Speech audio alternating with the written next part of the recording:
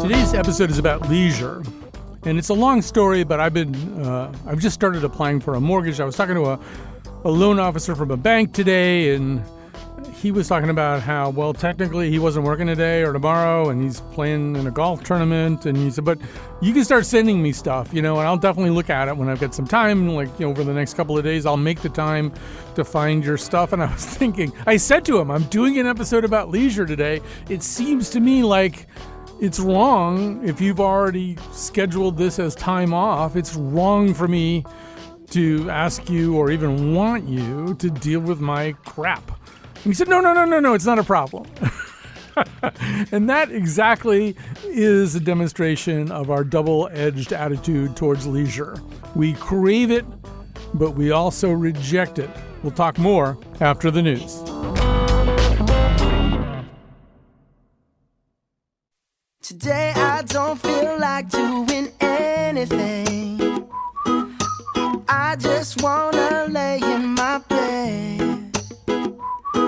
Don't feel like picking up my phone, so leave a message at the tone. 'Cause today I swear I'm not doing anything. I'm gonna kick my feet up, then stare at the fan, turn the TV on, throw my hand in my... I don't know if that's an actual ukulele, but it sounds suspiciously like a ukulele. And as we will find in this first segment, if you want to portray yourself as an idler, a ukulele is a vital piece of equipment. All right, that's Bruno Mars, by the way. Today's show is about leisure, or as our first guest will probably want to say, leisure. I think about Walt Whitman in possibly his greatest poem, Song of Myself. He begins by saying, I celebrate myself and sing myself, and what I assume you shall assume. For every atom belonging to me as good belongs to you. I loaf and invite my soul. I lean and loaf at my ease, observing a spear of summer grass. Well, you can't get more idle or leisurely than that, or leisurely than that.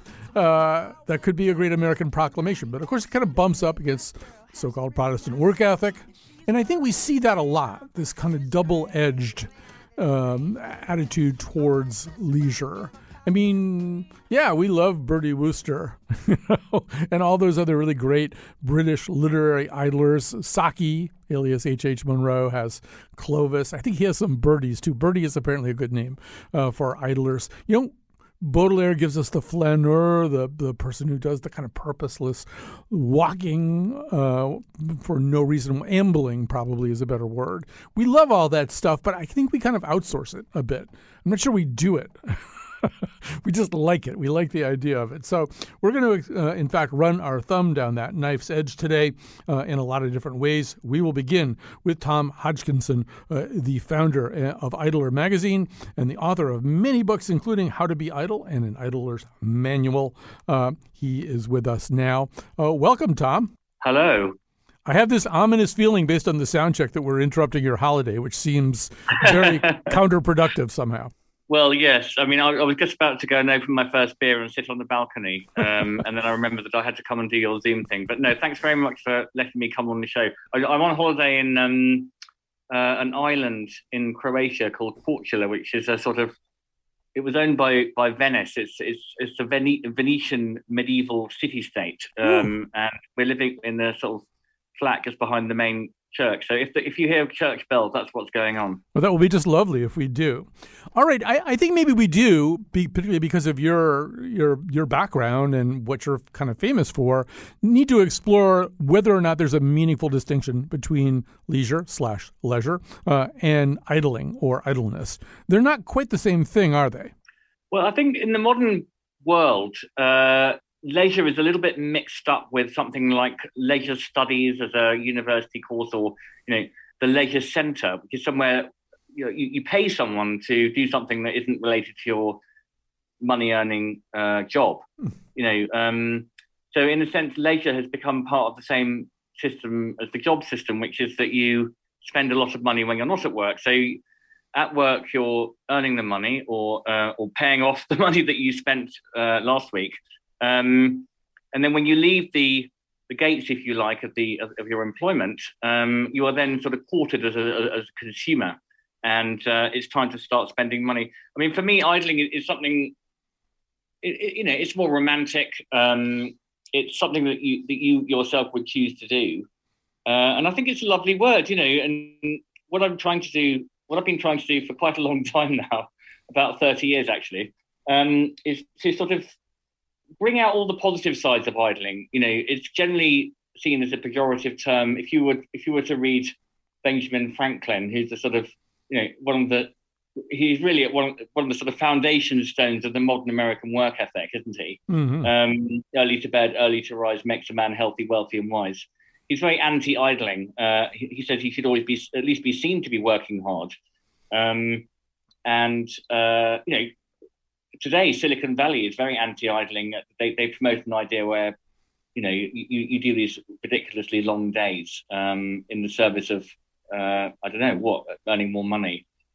So idling, what I'm trying to say with the word idle, which I think is a lovely word, is there's lots of really good things about idling. It doesn't mean giving up. It doesn't mean letting down your colleagues. It means embracing the joys of doing nothing, not only for your physical health, but your mental and your spiritual health as well. When you work too hard, you get ill.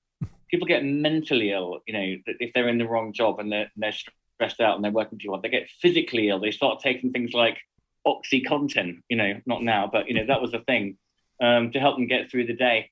And they're not feeding their spirit either. So we used to religion can do that for people, sure. But as you mentioned, the Protestant work ethic, there was a new form of sort of Christianity that swept through the world, 16th, 17th century onwards, which again is at the foundation of the American work ethic, which was Puritanism and the Protestant work ethic. So I'm trying to rebel against that, but also I'm trying to bring back in a way an older idea, which the Greek philosophers loved, which is that leisure. They called it leisure actually, but their word for it was schole. So if we're talking about the different words for the same thing, and schole turned into our word for school via the Latin. But in those days, it meant the stuff that you did by choice when you weren't working. And for them, that really should be philosophizing, sharing a meal with friends, drinking wine, going for a walk, talking about ideas. And I think it's those sorts of things that there's a grave danger we don't make enough time for in the modern world because of the work ethic. And so idling is a kind of resistance to this sort of pressure to be always working. And I'm saying, don't feel guilty about it. Feel guilty about overworking and embrace idling and, look after your soul. All right. So I just want to interject that now, if I don't hear church bells, I'm going to be really disappointed. But so I promised they were ringing really loudly earlier. So starting around March of 2020, Britain suddenly looked a lot more Hodgkinsonian than Britain typically looked because the government was actually ordering people not to work and not to go places and not to book flights and not to do all the kinds of things that constitute modern frenetic activity. So as you gazed around you at that time, was that pleasant to your eyes to see, fewer people on the road, fewer people hurrying around? It really was actually, and it was strange that it came through this route. I mean, a friend of mine emailed me and said, "One little virus has done more for your cause than your 30 years of publishing magazines and books, in about 10 minutes." And as you say, this is an amazing time when governments, which in general, governments are very pro-work ethic, and the government here has the phrase "hard-working families," which I hate, which is like we help hard-working families. Well, even Granny and the 3-year-old, are they working hard as well? So it was very strange to be told by the authorities to slow down, to stop working. It's your kind of it's your duty to society to stop working, which is the opposite of what they normally say. And yes, a lot of people found lockdowns really tough. It was very tough for people with young families. It was very tough for people who lived on their own in general. My mother lives on her own. She found the whole thing incredibly depressing. She's not really an idler either. Mm-hmm. But for a lot of people, it was, it opened up a different way of doing it. You don't need to be so busy. We didn't need so much money. There was nothing to spend money on. And our readers said, I feel guilty, but I love lockdown. It's great. There's no pressure. I'm not spending anything. I've got all this time. As a family, we live in London. London was beautiful. It was very sunny. We went on our bicycles. We cycled along the River Thames. We had picnics, and I remember going out to the river one evening with my family cycling, and there were lots of other families and people having a lovely time in the sun outdoors. I remember thinking, we're told this is a nightmare, but this looks like paradise. Well, yes, and there's almost also the sense that the planet wants us to be a little more idle. The pollution abated somewhat, the traffic jams abated, animals started coming out into places and spaces that they maybe wouldn't feel safe at times when we were all racing about. So there was almost the sense that, you want to do something about climate change, you want to do something for the planet, do less. Absolutely, and there were famous charts at the time, weren't there, of pollution over China, for example. Mm-hmm. And I can't remember exactly, but they do these lovely charts that the darker blue meant more polluted, and they showed how that the pollution had just sort of lifted. It was really extraordinary, actually. And again, people. What's one of our main problems in the world? It's oil. We're so dependent on oil. Oil is polluting.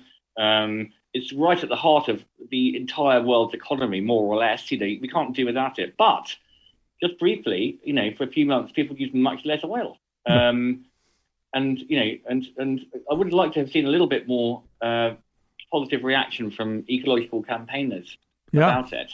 So there's also an aspect to the virus itself, too, which was it kind of had the same agenda, so to speak, in the sense that, and I was much more aware, I think, of the ongoing medical research than an awful lot of other people. So when people that I knew would get COVID, I would say, you cannot push through this. This virus does not like people who try to push through their illness. You really have to rest. You have to do as close to nothing as possible if you want to get well. You're courting disaster if you just try some. I mean, that's sort of the very much an American idea. I'm going to push through this thing. I'm going to just keep doing my stuff. And it's almost as if the virus was trying to send us individually the same message. No, don't do that. That's exactly right. I mean, and I remember reading. There's a great journalist called Barbara Ehrenreich, who you might be aware of. And she went underground, working as a cleaner in one of her books. Yeah, nickel and dimed, I think. So that's right. Yeah, what a great book. And there's a really horrifying bit in that where her boss, one of the cleaners complains about having a headache or being sick, and the boss says, "Listen, when I have a headache, I just take a couple of Advil and fight my way through it." And I think actually, it's quite a serious point, because that's something like what was happening with OxyContin too, because people who had really badly damaged their bodies and were in a lot of physical pain, well, they should have been given time off to recover. What instead they were given was heroin, which dulled the pain, and they went back into work. And I think that can happen with antidepressants too. That's a whole other issue, But yeah, that really happened, and I think actually that's about mild illness in general. Mm-hmm. Yes, I'm well aware that I'm not trying to minimise the fact that millions of people were killed who shouldn't have been, by COVID. But also, as you say, I had it a few months ago. I was in bed for 10 days. It wasn't that bad. I mean, I read every single Sherlock Holmes story, and I slept a lot, and I didn't drink for 10 days. And maybe I needed a rest. So illness can be a way of it's certainly the case with me, and it's very common. If you've been overdoing it a little in some way, then your body will just kind of tell you, okay, slow down, stop. So there may be something in your theory, Colin, that the virus was saying to the entire world, something's going a bit wrong here. It's good. And I, when the, what would you call them? The leaders, the owners of everything say, we'll soon be getting back to normal. I think I was one of those people who said, no, we don't want to go back to normal. Exactly. Normal is very overrated. So I'm going to play I'm going to play a clip for you. This is from the series The Crown.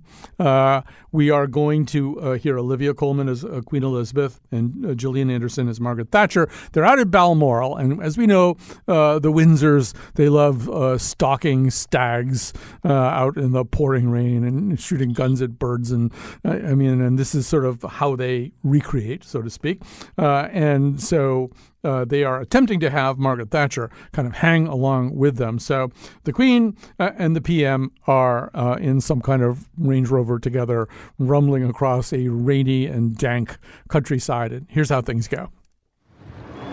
I'm so glad you agreed to join us. I didn't have you down as a sportswoman. I'm not, Mum. I'm afraid we're all mad stalkers. It was how I spent some of the happiest times with my father, King George. He taught me everything. Oh, my father taught me a great deal too. Hey, what did you do together? We worked. Work was our play. I worked with him in our shop. As an alderman, he took me everywhere. I watched as he wrote his speeches and listened as he rehearsed and delivered them. It was my political baptism. How lovely for you both. Yes. So, they're both. I mean, there's a lot. There's a lot to unpack there. But I have been haunted ever since seeing that by Anderson's speech as Thatcher when she says, "We worked. Work was our play." I mean, they're both mad in different ways. I mean, the Windsors are insane, playing idiotic parlor games and racing around shooting at things. I think of Oscar Wilde, who talked about fox hunting as the unspeakable in pursuit of the inedible. But Thatcher's mad too. I mean, she's got this kind of Tory Protestant work ethic thing that it seems so incredibly joyless. Maybe you could talk a little bit about. I mean, those are two different reactions to leisure. I'm not sure, or leisure. I'm not sure either one of them is entirely healthy. I do find something quite attractive about the aristocratic sort of disdain for work because they're so snobbish. They kind of look down on people who work. Oh, well, how lovely that you enjoyed your work. Because, of course, they don't work. Why don't they work? Because some absolute, bloodthirsty, amoral, evil person of the highest order 300 years ago killed a lot of people and stole a lot of money. And so now they're rich, so they don't have to work. But they're still, but the aristocrats, they have a history of being patrons of the arts. They may have a slightly broader view of the world, actually, and I think sometimes they've got more in common with working class people. Working class people don't enjoy working. If you won the lottery, you're not going to carry on being a coal miner. So this idea that the middle class people have is like, oh, well, he loved being a coal miner. It gave him a lot of nobility. Is ridiculous. They're doing it for the money. And but there's that middle thing, which is like life is all about hard work and getting up early and work. Which, yes, as you say, Mrs. Thatcher thoroughly represented. And that's why, as idlers, we would be sort of broadly anti-Tory because the Tories do promote this work ethic. But the left wing promotes it too. Lenin, Marx, the Chinese state, they're also very, very into hard work. It's just it's for the state, not for the big company. That's the only difference. And so sometimes the aristocrats can have a kind of slightly different view of things, and maybe they have got time for the good things in life. As again, you mentioned Oscar Wilde. Well, he was very much an idler. He said that people should have much more time to study philosophy and to sort of be creative and to be artistic and to talk and to think and to do useless stuff. Right. And like read a poem. Because it's sort of fun and it feeds something else. And not just be working for the man 24/7. Right. Wilde also was great on the distinction you just made right before that. He has a line, I think it's in Dorian Gray, where he says, "The rich would have spoken on the value of thrift, and the idle grown eloquent over the dignity of labor." So work is fine when somebody else is doing it. So right. One last thing I want to explore with you, and then I absolutely insist that you get back to your holiday. Thank you. And that is the notion of creativity. And I don't know, the Chinese philosopher Lin Yutang in The Importance of Living, he says, from the Chinese point of view, the man who is wisely idle is the most cultured man, for there seems to be a philosophic contradiction between being busy and being wise. But there's also, I think, if you're going to be fully creative, there has to be there have to be moments of kind of uselessness, right? There have to be moments where your mind isn't being asked to do some specific thing. Flaubert supposedly just kind of wrote all the time and didn't go on picnics because he had to move his semicolon around or something. But you also get the feeling that Flaubert's mind would be idle and range around a bit too. And maybe you can say a little bit about this. Creativity is something that you've thought a lot about. I assume you would think that, no, you can't be purely creative if you already have something to do. Yeah, the title of the magazine comes from one of my literary heroes, Dr. Johnson, who, in case your listeners don't know about him, I mean, he was very well known in the 18th century, and he wrote the first English dictionary. He was quite productive, very productive. He wrote plays and novels. He was friends with David Garrick, with Adam Smith, and all the great thinkers of the day. He praised idling, and he spent a lot of time really just like lying in bed staring at the ceiling. So it looks lazy, but it's not lazy because the work is going on at some other level, So I maintain, and it's not just for people who are sort of obviously creative from the outside, like people who make a living from their art, which is, a difficult thing to do. It's also for entrepreneurs, businessmen, anybody, doctors and nurses, It's actually when you're switched off that you get ideas for improving, and scientists who are very creative, You can't just sit there all day in the same position, working.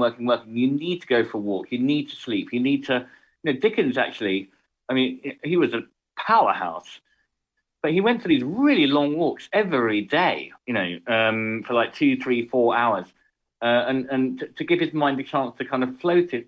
To give his mind a chance to float. I also think actually about the Beatles. Very productive. They did. Mrs. Thatcher said, "Our work was our play," but theirs really was. If you've seen that recent documentary, Get Back, it's really fascinating about their. They're quite disciplined. They work from about 10 to 6 in the studio, but they really muck about all day and let things happen and try things out, and then one thing leads to another, and artists tell you that a misheard phrase might turn into a title of a song. So you've got to allow yourself, if you want to be creative, a lot of that just idling, pottering time. Just let the ideas come into your head, almost like they're sort of put there by an outside force. All right, we have to pause there. We didn't get any church bells. I feel very cheated, but Tom Hodgkinson has a holiday to get back to, the founder of Idler magazine and the author of multiple books, including How to Be Idle and an Idler's Manual. We will be back after this.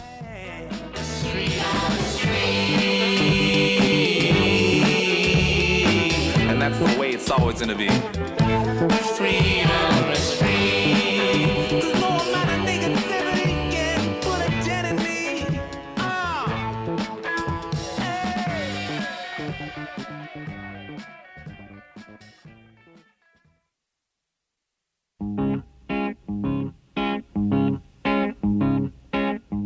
What a day for a daydream. What a day for a daydreaming boy. And I'm lost in a daydream, dreaming about my bundle of joy. And even if time ain't really on my side, it's one of those days for taking a walk outside. I'm blowing the day to take a walk in the sun and follow my face. So while I was talking to Tom, I had a flashback, not to something that I actually experienced, but a flashback to the earliest stirrings of Ted Kennedy's political career. This may be an apocryphal story, but supposedly he was debating his first political opponent in some public forum. And at one point, his opponent said, "And what's more, my opponent, Mr. Kennedy, has never worked a day in his life. He's never had a real job. He's never done real work for a day in his life." And Teddy at that point seemed flustered and at a loss for words. And when the debate was over, supposedly, an Irish immigrant working man came up to him and slapped him in the back and said, "Don't worry about it, Teddy. You haven't missed a thing." So there's sort of Once again, that kind of idea that people valorize working all the time, they are often not the ones who are really doing the hard work. So we are talking today on this show about leisure. I think I can go back to saying leisure now. And joining us is Celine Malcoach, a behavioral scientist and professor of marketing at the Fisher College of Business at Ohio State University. She studies how and why and when people decide to allocate their time to leisure activities. So first of all, welcome to our show. Hi, good to be here. So, in 1899, Thorstein Veblen publishes his landmark theory of the leisure class, and he kind of argues that conspicuous leisure is a major socioeconomic status marker. And I'm kind of wondering whether that's been inverted. I feel as though we live in a world now where people signal their virtue and signal their high status by telling everybody else how busy they are, how impossible it would be for them to experience leisure. Can you comment on that? Yeah, I can. And I can start by saying you're right on. It has indeed been inverted entirely, so much so that a recent paper that came out shows that busyness, just being busy with life, period, it has become one of the biggest symbols of status in today's life, especially in the U.S. Right. It's sort of, and it is, if a person portrays himself as busy, I'm busy, I can't schedule you, I can't schedule this, I'm overscheduled. You're kind of doing a supply and demand thing with yourself, right? You're saying there's less supply of me than there is demand for me. I'm so busy. And that, inherently, kind of economically increases your value, right? That is part of the point, that, signaling to the others that I'm in demand, ergo I must be a valuable person. That's one of the logics of it. And I think the other part that this particular paper showed was it is a belief that there is upward mobility, and the more busy that I am, the more hard worker I am. Ergo, I've got a higher chance of actually climbing up to the ladder. But the only way that I can do it is to signal to everyone around me that I'm worthy of that climbing up. Right. So, Kat, we're going to play B2 here, actually. I'm going to play for you. This is a commercial from 2014 for a particular model of Cadillac. And I don't know, what the guy says from there will be pretty self-explanatory. Why do we work so hard? For what? For this? For stuff? Other countries, they work, they stroll home, they stop by the cafe, they take August off. Off. Why aren't you like that? Why aren't we like that? Because we're crazy, driven, hard-working believers, that's why. Those other countries think we're nuts. Whatever. Were the Wright brothers insane? Bill Gates, Les Paul, Ali. Were we nuts when we pointed to the moon? That's right. We went up there, and you know what we got? Bored. So we left. Got a car up there, left the keys in it. Do you know why? Because we're the only ones going back up there, that's why. But I digress. It's pretty simple. You work hard, you create your own luck, and you gotta believe anything is possible. As for all the stuff, that's the upside of only taking 2 weeks off in August. N'est-ce pas?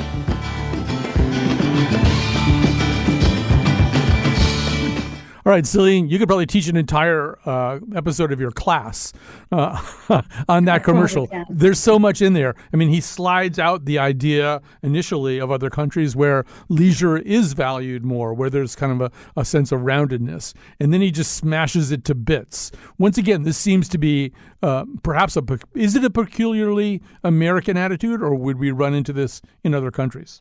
I don't want to single out U.S. entirely. Because I think when we look at other cultures, which we have in some of our studies, we do find similar attitudes existing elsewhere, but it is definitely more common and more accepted in US that we take this as a value to be gone by, as opposed to some people supporting this belief and others having others. So let's talk a little bit about how we actually, one of the things that was in that commercial that I thought was very interesting. He said, at one point he says, we went to the moon and you know what? We got bored. So we came back. Well, that's not literally true, but I think you've maybe even run into this a little bit in your own life, going to the beach with your husband, that there's this notion that if we're not doing something, if we're not filling our time with activities, we'll be bored. And that's not good. Yeah, it's almost like the flip side of what Tom was talking about a minute ago in your earlier segment, where we in US especially became extremely uncomfortable with being idle. Idleness gained this negative connotation where it is the opposite of business. And it's more than the opposite of the business. It's like the antithesis of business, where if you're idle, we must not be achieving anything. We might not be worthy of being. We are not even worthy of breathing if we are being idle, right? There's this like belief that we have to be constantly achieving something, being productive, going towards something, or else we are just sitting still, and that's not a good thing. Clearly, it is an overstatement. It is an exaggeration in many ways, because we can be productive, we can be unproductive, and we can just be neither productive or unproductive, right? And I think that was the beauty of what Tom was talking about, that there's this point of where we can be idle, but not in a negative way. And I think the example that you're giving about going to the moon and getting bored is just totally underlining that skewed belief in the US. So there's another problem, right, which is that leisure has become what some people call leaky, in the sense that when we even attempt, if that's the right word, to engage in leisure, to slow down, to have recreation, maybe even to be idle, we're usually accompanied by this thing in our pockets or in our hands that's a computer that's connected to everybody else in the world. And so, I mean, maybe you could talk a little bit about that, about the near impossibility, at least for some people, of kind of just emptying out and having something that's a pure experience that won't be invaded or maybe even volitionally released by the user themselves, because we're just connected all the time. Yeah, and I think there's like multiple pieces to what you just said. So there's the part where, do we even want to be isolated from all of that and just enjoy what we're doing without disruption? I think a lot of people will say that they don't want to be. So the intent isn't there in the first place. We don't want to be left out. This fear of missing out is just like a big phenomenon that is just not leaving us. What if I get that, Instagram message that I'm going to be missing, and it's going to show me that amazing thing? Whether if my boss is asking me to do something, whether my kids are trying to reach me, whatever it might be, we actually don't want to be not interrupted. We just value what is not here and now too much to let here and now just be. But the second part is, even if you wanted to, it is very difficult to get away from it, because it requires an active behavior from us to turn things off. The default is to actually everything to be interfering all the time. And of course, when there's interference, there is no way that we're going to get into what the psychologists would call the state of flow. Just like be in the moment, mindful, totally immersed into the moment and enjoying it, and actually getting all the benefits of leisure that we think is basically what we are doing it for. But achieving that moment of flow involves releasing control a little bit. And I think we're all inherently, particularly Americans, are control freaks. I think you found this, and maybe on one of your recent visits to Turkey, that people maybe were a little bit more spontaneous. Not every second of the day had to be planned, and that you were coping with being back there and wanting to do a certain number of things and see a certain number of people by planning and scheduling. Yeah, I think, as you alluded to, I go to Turkey often because I am originally from Turkey, which has a very different leisure culture in general, but especially leisure culture than the United States. And those observations have led me to this research area in the first place. One of the first projects I've done was on scheduling and how the relaxed style of the Turks, maybe to a fault, where, a family of 5 can stop by on your doorstep at 6 p.m. on any Tuesday and expect you to host them without actually making any prior accommodations for you, is an extreme, but it just creates this world of like, we can do anything we want. We can just be spontaneous. And if it doesn't work out, it doesn't work out, no harm, no foul. To the way that I do things here, where I schedule my kids' play dates between their, sports practices, which is then stuck in between my meetings. These are 2 extreme lifestyles. And when they clash, as if it is the case when we go to Turkey, it is really interesting to see how the folks there treat us as we are aliens for wanting to know what time dinner is, for instance, right? This was like one of the earlier experiences where I'm in Turkey with my then husband. We don't even have kids yet. We spent the day at the beach with my friends, and they say, okay, we'll see you for dinner. And my husband, Joe, goes, what time? And our friends say, dinner time. And Joe goes like, I understand, but what time? And they were like, after we go home, get dressed, relax, and head back to dinner. That's dinner time. And Joe kept on insisting on just like, but what is the time on the clock? Mm-hmm. And they're like, what do you care? You're on vacation. right? You're just like gonna go home, relax, we'll text you. If you get there earlier than I, you're gonna grab a drink before I have dinner. So that's stress between the two over time led me to kind of wonder which one is better, like scheduling or not scheduling leisure. Because there's clearly the benefit of scheduling, which is that I get to do it. Because if I don't schedule it, then I'm never able to get to do those particular activities. And we do find that they're both true. Scheduling increases the chances that I'm going to actually do that leisure activity, but it also simultaneously robs some of its joy and enjoyment and benefits away as well, both prospectively, such that we feel like we have to do that leisure activity and it just carries this negative burden of responsibility. But also when we're experiencing it, we tend to be reporting less enjoyment of that activity if we had scheduled it because it came with that baggage in the first place. So I want to also come back to the inversion that we were talking about at the beginning of this conversation, because one of the other things that we see these days is, okay, so, part of the inversion, as we said at the beginning, is that so-called knowledge workers, I don't really like that term, but knowledge workers, they tend to have they have less free time. They want less free time. It's an indication of their importance if they don't have much free time. But it's also kind of interesting that, if you look at what is now the bottom in that inversion, it does appear as though people, I've read studies that indicate that lower skilled men, people without a college degree, have way more free time. A lot of them are not working, are playing video games, are living with their parents.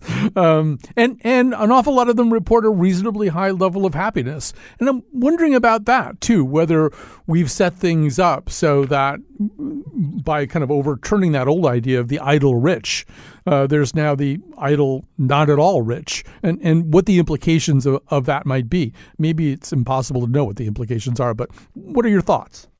I think the implications could be many, but for me, I always connect that to the great resignation we're also seeing in the US right now. I think some people have come to realize, as Tom was saying before me, that, money is not tied to happiness. Maybe chilling and relaxing and being idle and enjoying yourself is indeed tied to happiness, and ergo, there's not as much need to work. And that group of people have also been resigning, not finding their job worthy of the time or the money that they earn, time they give or the money that they earn. So I think that is one implication that we are seeing loud and clear all around in the US. I think the second thing of that inversion that's important is those people do not believe that leisure is wasteful. Right? They are lacking that belief that there is some negative connotation that comes with leisure. And we have some work that shows that people who tend to think that leisure is wasteful, even if they engage in leisurely activities, they are not able to enjoy them. So that happiness and enjoyment coming from these activities in part relies on the fact that they are not bad. And if you take the knowledge workers or a lot of other people that might not even be workers, I'm sure there's a lot of moms in my neighborhood that are not necessarily working, but keeping themselves busy and priding in it. Will also tell you that leisure on its face value is not productive and ergo maybe not that useful, maybe even wasteful. And if that's the case, the little leisure that they're engaging will also not make them happy. So let me ask you one last area here, because this is something that you've studied so much. And I think there's kind of a sense when we do a show like this one that a lot of people are doing it wrong, doing leisure wrong. What would you say to people in general? What kind of advice would you give to people so that, in fact, and maybe this is the wrong way to think about it. I'm about to use the word maximize or optimize, and maybe that's exactly the wrong way to think about leisure. But what's a good way to think about leisure? I think, first of all, I like to look at things in terms of like, how do we use our time in general? So I want to start there when I give it that advice, because I think the most important way to look at it is to not maximize the number of things that we're doing, let alone what we're doing or how we're doing it. I think there is this need right now in the US at every age group that I observe of like packing in as many things as possible and thinking that that is the road to happiness or productivity or well-being, whatever the positive adjectives you want to pick.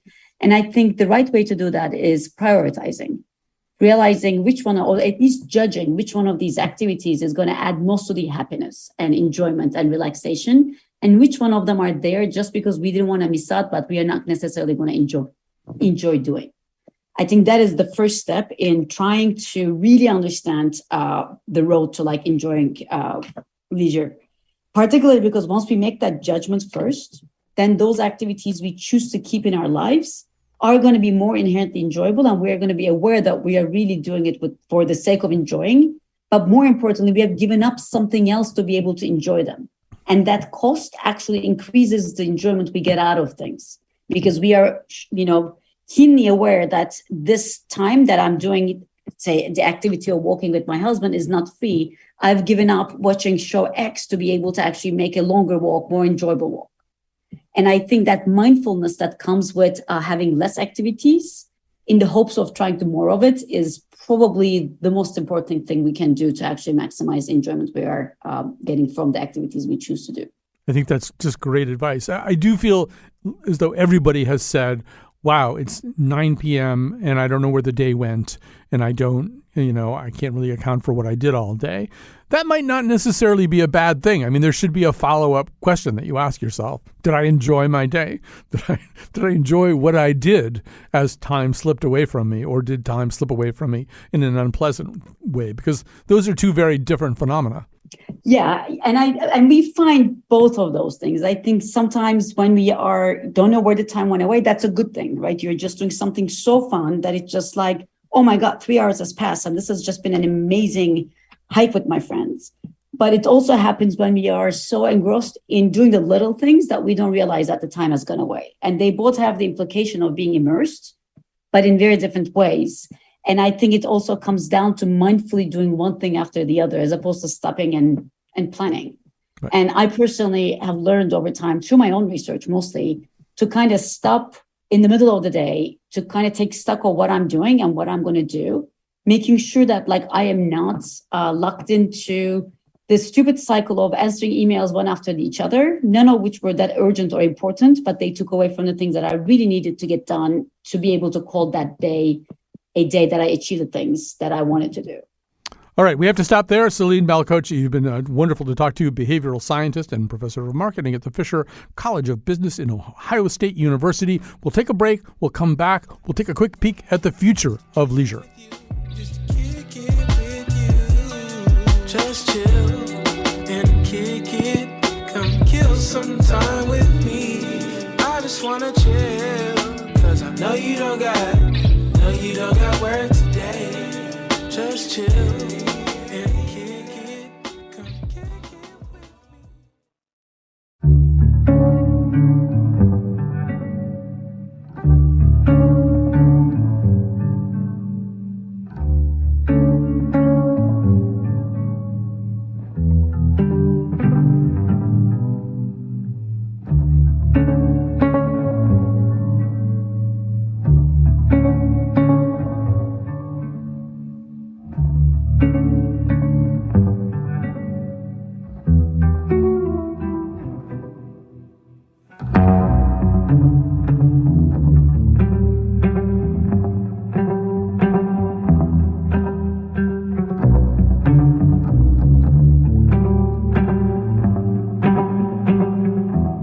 All right, we have tandem technical producers today. We started out with Kat Pastor. Now Gene Amatruda is in there, keeping the beat for us. This is an exciting day for me. A lot of people know that I teach. For the first time ever, one of my students has actually come back and come here and produced a show. That is Ada Uzunlar. She produced this episode with some help from Mr. McPants and Lily Tyson and everybody else. So very, very good. All right, we have just a little bit of time here to explore the future. Ken Roberts is joining us, professor of sociology, social policy, and criminology at the University of Liverpool, who studies leisure. Ken Roberts, welcome to our conversation. Pleasure to be with you. So you've heard a little bit of the conversation so far. Obviously, things are going to change. The way we allocate time is going to change. Probably artificial intelligence and robotics will, or at least may, create more free time. So what does the future of leisure look like under those circumstances? Well, the immediate future I can tell you about, because in Britain we've come through years of pandemic and lockdowns, And during this period, we've done a series of time use studies, and how we use our time is different now than it was 3 years ago. So, first, we are working more. People are spending longer at work, and they've also got more leisure time. Now, where's the leisure time come from? Mainly, it's come from travelling time. People doing more work at home, and they're doing less travelling to and from work. And that time has been spent partly doing more work at home, and this is mainly by young male managers and professionals. But they've also got more leisure time. So how have use of leisure time changed over the past 3 years, the pandemic years? Right. So how do people allocate that surplus leisure time? If they have more leisure time, what are they doing with it? This is what is important. Basically, during the pandemic, out-of-home leisure closed. So people were at home working or during their free time. So what did they do? They used the media. So media use, all of them, radio, television, streaming, they all increased in terms of the amount of time people spent using them. And since lockdowns have ended, time spent with the media has not declined. But there's been a big drop in virtually everything else. Visits to theatres, concerts, tourism, meals out, they're all at less than 70% of their levels before the pandemic. And this is the problem. I mean, it's a problem for individuals because their mental health declines if people are at home and just watching the media all the time. I mean, leisure is good for your well-being if people get out of home and interacting with other people. And we're doing less of that. But it also matters for the economy. Now, 60 years ago, we had a Prime Minister called Harold Wilson who stirred some controversy by entertaining the Beatles in Downing Street. And people said, what the devil are the Beatles doing in Downing Street? And Wilson explained that the Beatles were an import-export industry. Now, it didn't matter whether it was the Beatles or some other group, but a large slice of the economy over the past 60 years has been made up of the leisure industries.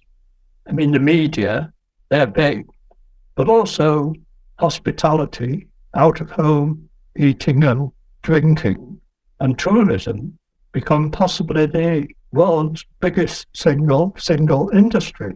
Now, if people do less of this, then eventually there's less employment in these industries.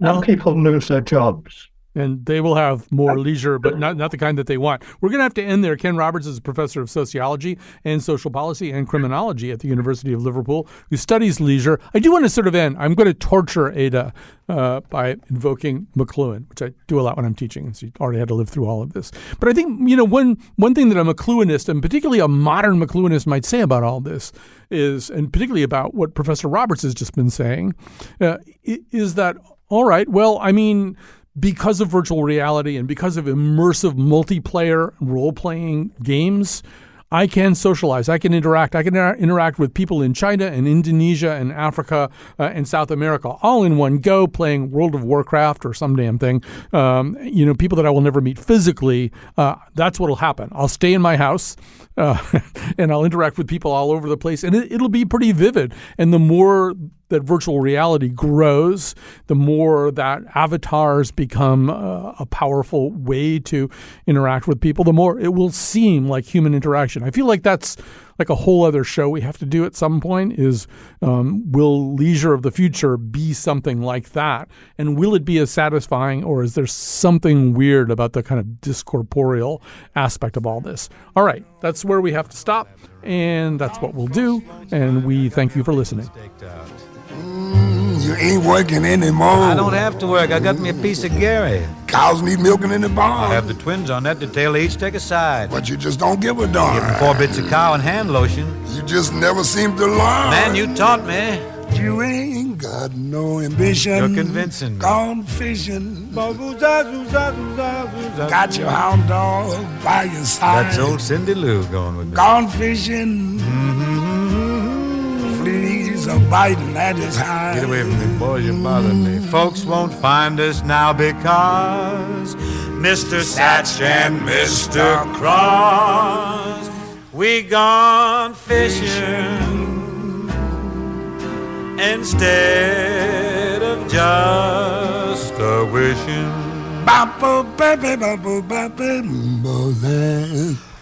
Oh, yeah.